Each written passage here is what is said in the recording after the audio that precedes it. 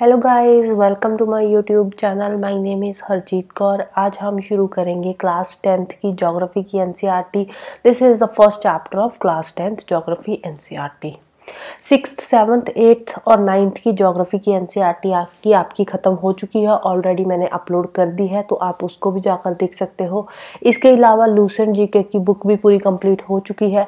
अगर आप एसएससी की प्रिपरेशन कर रहे हो तो वो भी आप जाकर देख सकते हो मेरी प्लेलिस्ट में। इसके अलावा रमेश सिंह की इकोनॉमिक्स हमारी जो है वो चल रही है। उसके 6 तक चैप्टर जो है वो कंप्लीट हो चुके हैं। 7th चैप्टर हम कर रहे हैं। तो शुरू करते हैं रिसोर्स एंड डेवलपमेंट। रिसोर्स क्या होता है? इन्वायरमेंट में जो भी चीज अवेलेबल है, जो कि हमारी नीड्स को सेटिस्फाई कर रही है, उसको बोलते हैं रिसोर्स। लेकिन इसमें एक शर्त है। शर्त क्या है? वो ये है कि जो चीज है ना, जो इन्वायरमेंट में अवेलेबल है और हमारी नीड्स को सेटिस्फाई कर रही है, वो टेक्नोलॉजिकली असेसिबल होनी चाहिए। मतलब कि उसको यूज करने की टेक्नोलॉजी हमारे पास होनी चाहिए, और वो इकोनॉमिकली फिजिबल भी होनी चाहिए और कल्चरली एक्सेप्टेबल भी होनी चाहिए। तो उसको बोलते हैं रिसोर्स। तो नीचे फिगर 1.1 में एक इंटरडिपेंडेंट रिलेशनशिप दे रखा है between the nature, technology and institutions. Human being nature के साथ इंटरेक्ट करता है, फिर इंस्टीट्यूशंस बनाता है, टेक्नोलॉजी को यूज करता है नेचर से जो रिसोर्सेस है उसको एक्सट्रैक्ट करने के लिए। तो यहाँ पे एक तरह का ये तीनों चीजों का जो है नेचर, टेक्नोलॉजी एंड इंस्टीट्यूशन, इन तीनों के बीच में एक इंटरडिपेंडेंट रिलेशनशिप है। अगर रिसोर्सेज होंगे तभी तो इंस्टीट्यूशंस बनाएंगे ना, अदरवाइज इंस्टीट्यूशंस जो इंडस्ट्रीज वगैरह है वो लगाने का क्या फायदा है। टेक्नोलॉजी भी हम तभी डेवलप करेंगे अगर हमारे पास रिसोर्सेज होंगे। अगर सिर्फ टेक्नोलॉजी है, रिसोर्सेज नहीं है, तो उसका भी कोई फायदा नहीं है। या रिसोर्सेज हमारे पास है, टेक्नोलॉजी नहीं है, तो जब हम रिसोर्सेज को यूज ही नहीं कर पा रहे, तो ऐसे रिसोर्सेज का भी क्या फायदा है, राइट। तो ये क्या है, एक तरह से एक दूसरे पे तीनों चीजें डिपेंड कर रही है। तो ये जो ट्रांसफॉर्मेशन का प्रोसेस है, इसको बोलते हैं interactive relationship between nature, technology and institution. तो जो ह्यूमन बीइंग है वो नेचर के साथ इंटरैक्ट करता है, जो भी नेचुरल रिसोर्सेज है उसको टेक्नोलॉजी की हेल्प से नेचुरल रिसोर्सेज को एक्सट्रैक्ट करता है, फिर इंस्टीट्यूशंस बनाता है, इंडस्ट्रीज वगैरह, फैक्ट्रीज वगैरह लगाता है, और वो जो रिसोर्सेज है उनको इकोनॉमिकली डेवलपमेंट के लिए यूज करता है।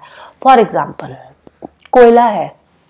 अब अगर कोयला एज इट इज नेचर में पड़ा है, हमारे पास टेक्नोलॉजी नहीं है उसको असेस करने की, तो वो कोयला क्या है हमारे पास, हमारे लिए कोयला एक पत्थर का टुकड़ा है और कुछ भी नहीं है कोयला। लेकिन जब हमारे पास टेक्नोलॉजी आ गई तो टेक्नोलॉजी से हमने क्या किया, उसको असेसिबल किया, इंस्टीट्यूशंस बनाई, उस कोयले से बिजली पैदा करी। बिजली तभी पैदा करेंगे ना अगर हमारे पास टेक्नोलॉजी होएगी, उसको एक्सट्रैक्ट करने की, इंस्टीट्यूशंस बनाएंगे तभी तो हम इंस्टीट्यूशंस बनाएंगे ना, फैक्ट्रीज वगैरह, इंडस्ट्रीज सेटअप करेंगे सो दैट कि हम उससे बिजली बना सके और उसके बाद फिर उसको अलग अलग घरों तक पहुंचा सके, सो दैट कि इकोनॉमिकली डेवलपमेंट हो सके, इकोनॉमी की ग्रोथ हो सके, हमारी कंट्री की ग्रोथ हो सके, डेवलपमेंट हो सके। तो अब टेक्नोलॉजी और जो इंस्टीट्यूशंस है ये भी तभी काम करेगी अगर हमारे पास रिसोर्सेस होंगे। अगर सिर्फ रिसोर्सेस या टेक्नोलॉजी नहीं है तो उसका भी कोई फायदा नहीं है।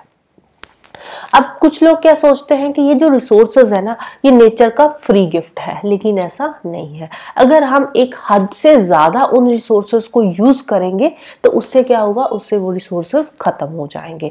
तो जो रिसोर्सेज है उनको भी एक सस्टेनेबल तरीके से यूज करें, तभी वो रिसोर्सेज हमारे आने वाली जनरेशंस के भी काम आएंगे।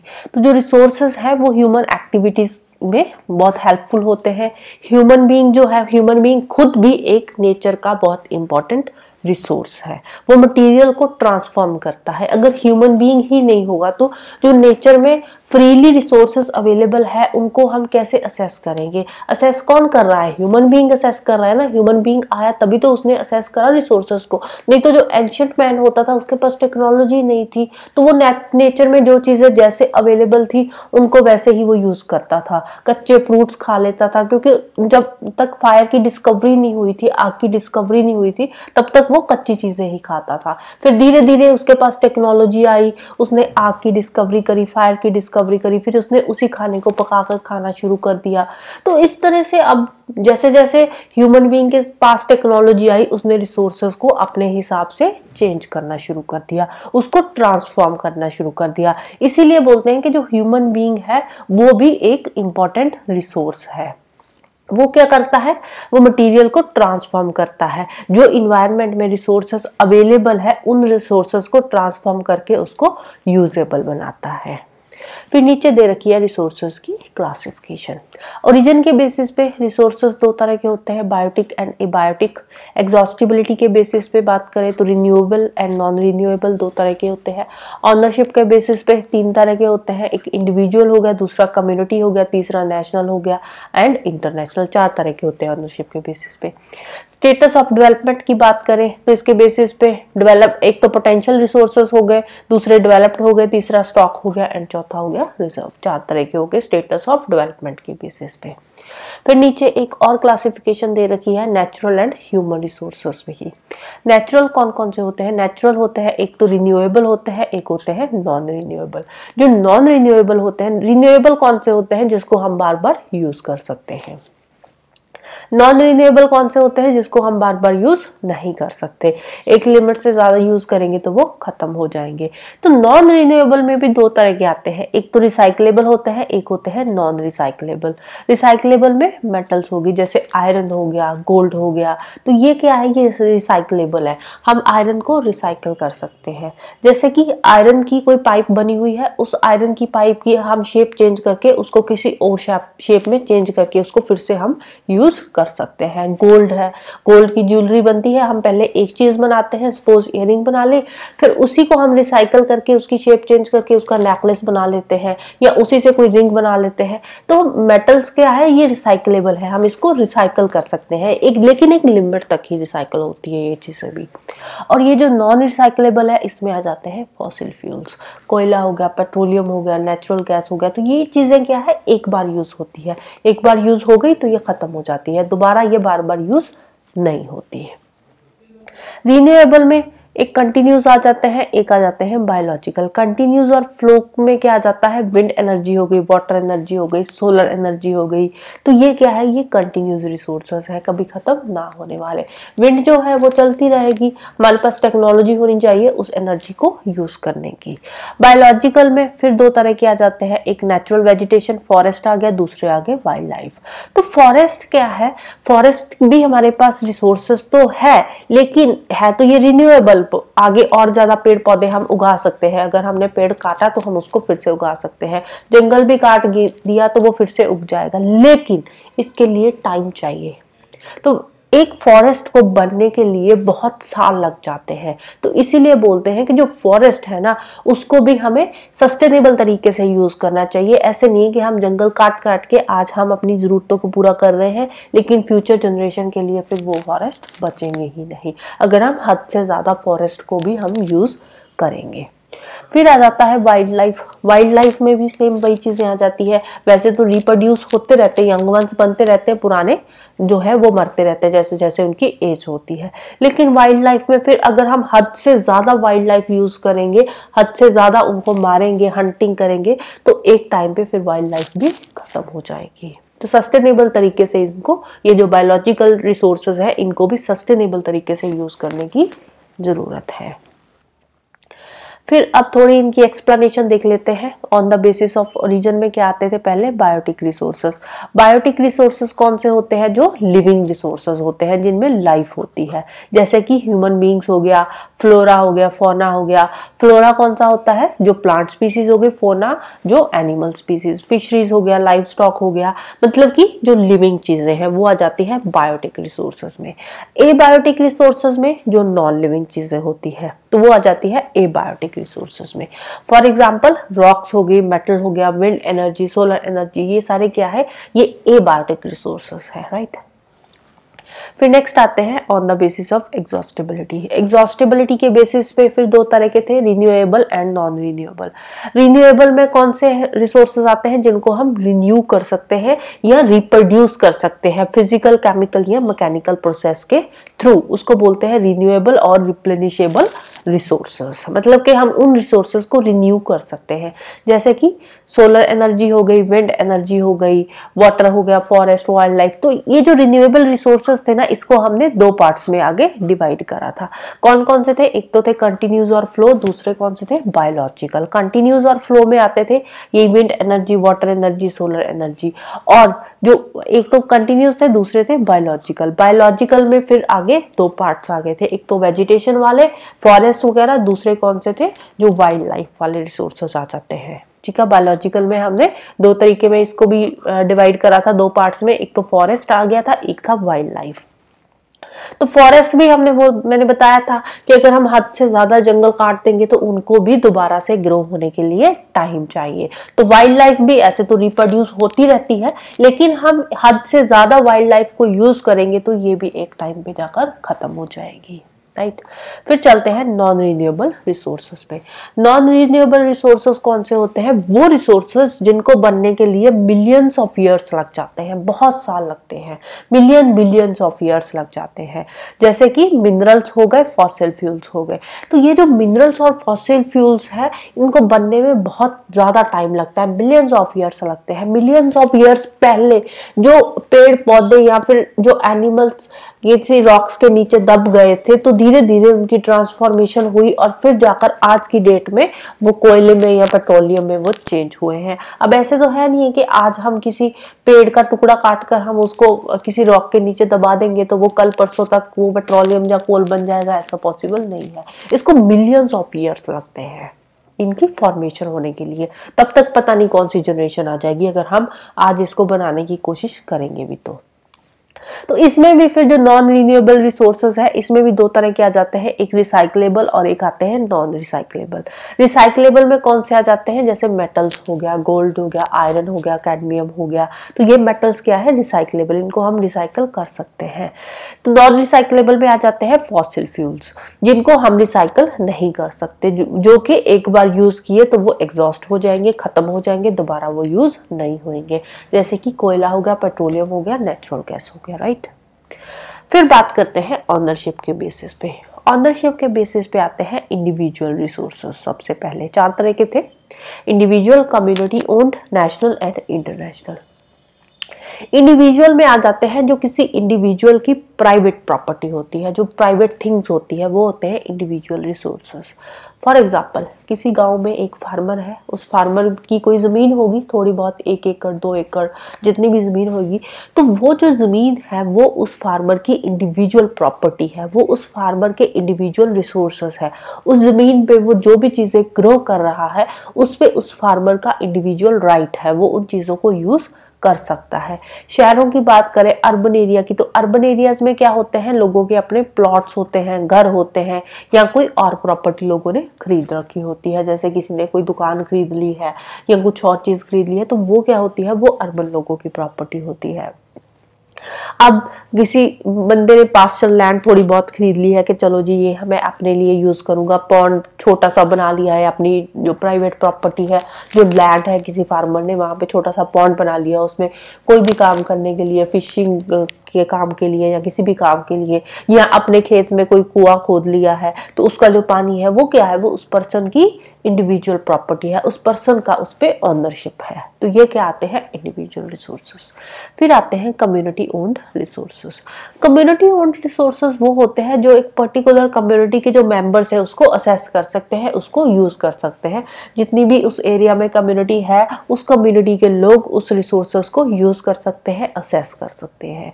जैसे कि विलेजेस में क्या होता है? कॉमन ग्रेजिंग ग्राउंड होता है, जहां पे जाकर गाय भैंस चरती है, चारा खाती है।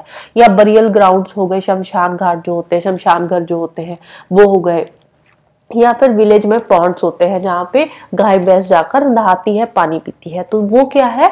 वो एक कम्युनिटी ओन्ड प्रॉपर्टी है, वो उस कम्युनिटी की अपनी प्रॉपर्टी है जहाँ पे कम्युनिटी के सारे मेंबर्स उसको यूज करते हैं। शहरों में बात करें, पब्लिक पार्क्स होते हैं, पार्क में जाते हैं, बच्चे खेलते हैं, या कोई पिकनिक स्पॉट हो गया या कोई प्ले ग्राउंड हो गया जहाँ पे जाकर बच्चे खेल रहे हैं, तो वो क्या है? वो कम्युनिटी ओन्ड रिसोर्सेज में आते हैं।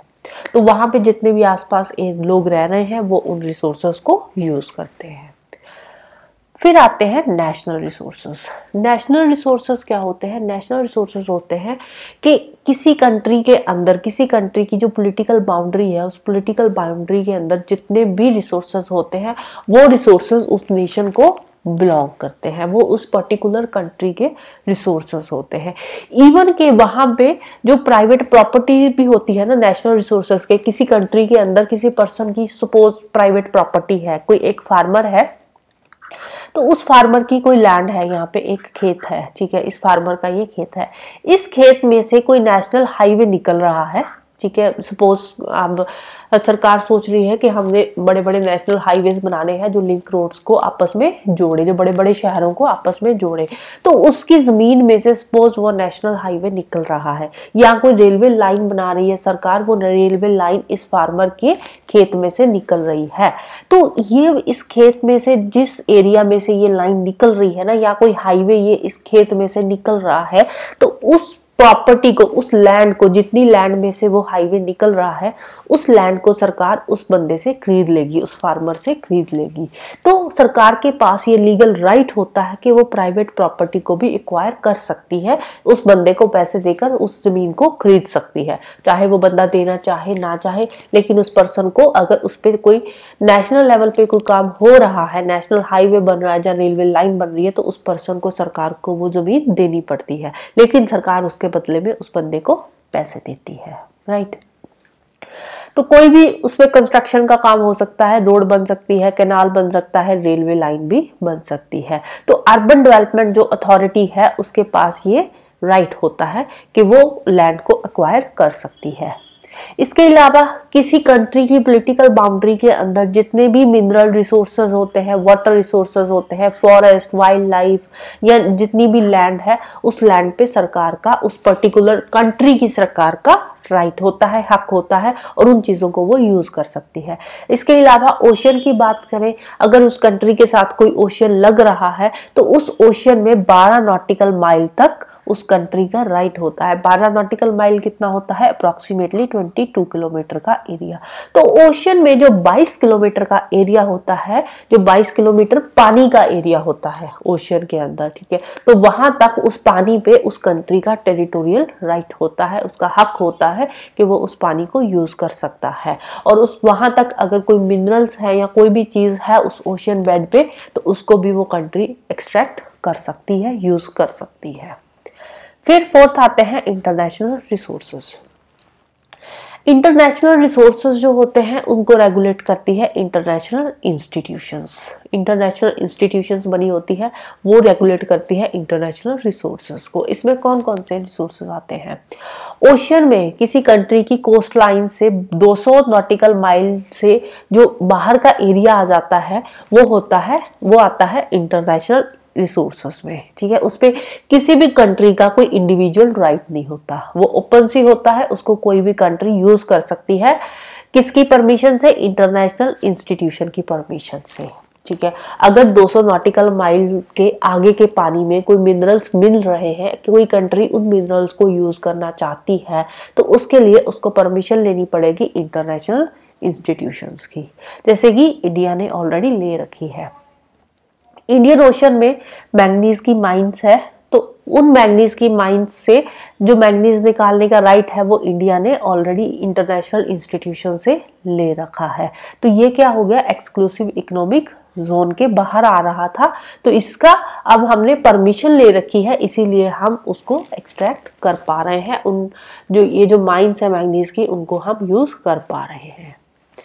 फिर आता है on the basis of the status of development. Status of development के बेसिस पे सबसे पहले आते हैं पोटेंशियल रिसोर्सेज। पोटेंशियल रिसोर्सेज कौन से होते हैं? वो रिसोर्सेज जो किसी रीजन में पाए जाते हैं, किसी पर्टिकुलर एरिया में वो अवेलेबल तो है, लेकिन हम उनको यूज नहीं कर रहे। यूज क्यों नहीं कर रहे? क्योंकि हमारे पास टेक्नोलॉजी नहीं है।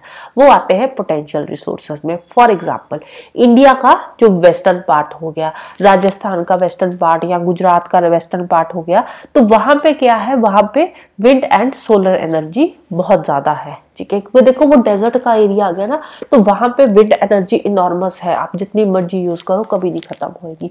सोलर एनर्जी इनॉर्मस है, लेकिन हम इसको यूज नहीं कर पा रहे क्योंकि हमारे पास इतनी टेक्नोलॉजी नहीं है उस विंड और सोलर एनर्जी को प्रॉपरली डेवलप करने की। थोड़ी बहुत तो हम यूज कर पा रहे हैं, ऐसी बात नहीं है, लेकिन हम प्रॉपरली वो जो रिसोर्सेज है ना, विंड एंड सोलर एनर्जी है, हम उसको प्रॉपरली डेवलप नहीं कर पा रहे, प्रॉपरली हम उसको यूज नहीं कर पा रहे क्योंकि हमारे पास इतनी ज्यादा टेक्नोलॉजी नहीं है, राइट। फिर आते हैं डेवलप्ड रिसोर्सेज। डेवलप्ड रिसोर्सेज वो रिसोर्सेज होते हैं जिनका सर्वे हो चुका है और उसको हम यूज भी कर रहे हैं, यूटिलाइज कर रहे हैं। रिसोर्सेज की जो डेवलपमेंट होती है ना, वो डिपेंड करती है टेक्नोलॉजी पे एंड लेवल ऑफ फिजिबिलिटी पे। तो डेवलप्ड रिसोर्सेज में वो रिसोर्सेज आएंगे जिनको एक्सट्रैक्ट करने की टेक्नोलॉजी भी हमारे पास है और हम उनको एक्सट्रैक्ट कर भी रहे हैं और उनकी फिजिबिलिटी भी हमें पता है कि किस हद तक उसको यूज करना है। तो हम उसकी क्वांटिटी और क्वालिटी के अकॉर्डिंग उन रिसोर्सेज को प्रॉपरली यूज कर पा रहे हैं, तो वो होते हैं डेवलप्ड रिसोर्सेज। फिर आता है स्टॉक। स्टॉक क्या होता है? स्टॉक वो मटेरियल होता है जो इन्वायरमेंट में अवेलेबल है और वो सफिशिएंट है हमारी ज़रूरतों को सेटिस्फाई करने के लिए। मतलब कि वो मटेरियल जो इन्वायरमेंट में अवेलेबल भी है और उससे हमारी जो ज़रूरतें हैं, हमारी नीड्स है, वो भी पूरी हो जाएगी। लेकिन अगेन फिर वही चीज़ आ गई कि उनको असेस करने की हमारे पास अप्रोप्रिएट टेक्नोलॉजी नहीं है।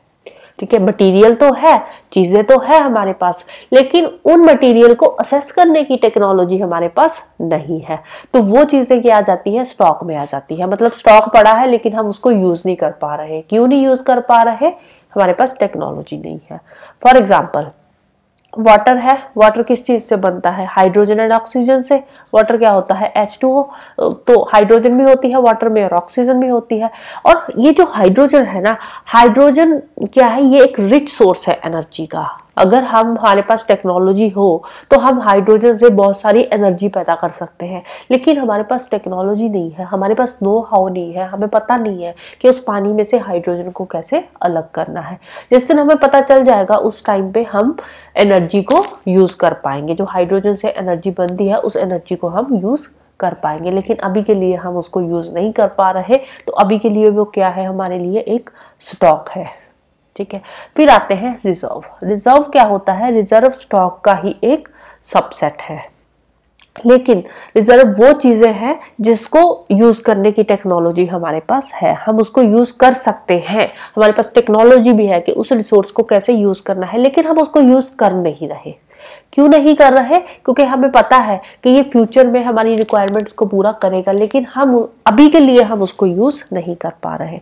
फॉर एग्जांपल जैसे कि रिवर वाटर है, जो रिवर वाटर है उससे हम हाइड्रो इलेक्ट्रिक पावर जनरेट कर सकते हैं। आज की डेट में अगर हम चाहें तो रिवर वाटर से हाइड्रो इलेक्ट्रिक पावर जनरेट कर सकते हैं, लेकिन हम कर नहीं रहे। क्यों नहीं कर रहे? क्योंकि वो लिमिटेड है, हमारे पास रिसोर्स तो है लेकिन लिमिटेड है, हम आज की डेट में कर नहीं रहे, लेकिन फ्यूचर में हम कर सकते हैं। जब चाहे हम उससे हाइड्रो इलेक्ट्रिक पावर जनरेट कर सकते हैं, लेकिन आज की डेट में नहीं कर रहे क्योंकि वो लिमिटेड है। तो इस तरह से हम जो डैम्स में पानी होता है या फॉरेस्ट है, तो वो सारे क्या है? हमारे लिए एक रिजर्व है। फॉरेस्ट को भी तो हम यूज कर सकते हैं ना, लेकिन एक लिमिट तक ही यूज कर पा रहे हैं, ज्यादा यूज नहीं कर पा रहे हैं हम फॉरेस्ट को। ऐसे नहीं है कि हम पूरी दुनिया के जंगल काट देंगे, क्योंकि वो सस्टेनेबल तरीका नहीं है। अगर हम सारे जंगल काट देंगे तो उससे इन्वायरमेंट में बैलेंस नहीं बनेगा, अनबैलेंस हो जाएगा। तो उससे क्या होगा? उससे बाकी के जो लाइफ अर्थ पे रह रही है तो उसको भी खतरा होगा, वो भी खत्म होने पे आ जाएगी। तो हमारे पास तो फॉरेस्ट क्या है? फॉरेस्ट एक रिजर्व है। फ्यूचर में हम इसको यूज कर सकते हैं, जब चाहे तब यूज कर सकते हैं, क्योंकि इसको यूज करने की टेक्नोलॉजी हमारे पास है। डैम में पानी है, रिवर वाटर है, तो इन सब चीजों को यूज करने की टेक्नोलॉजी हमारे पास है। फ्यूचर में जब चाहे हम इसको यूज कर सकते हैं, लेकिन आज की डेट में हम इसको यूज नहीं कर रहे। तो ये क्या है? ये है हमारे लिए एक रिजर्व, राइट। तो इसके साथ ही हम आज का ये वीडियो खत्म करते हैं। नेक्स्ट हम शुरू करेंगे डेवलपमेंट ऑफ रिसोर्सेज। तो जाने से पहले वीडियो को लाइक कर देना, शेयर कर देना और चैनल को सब्सक्राइब कर लेना। Thank you, bye bye, have a nice day.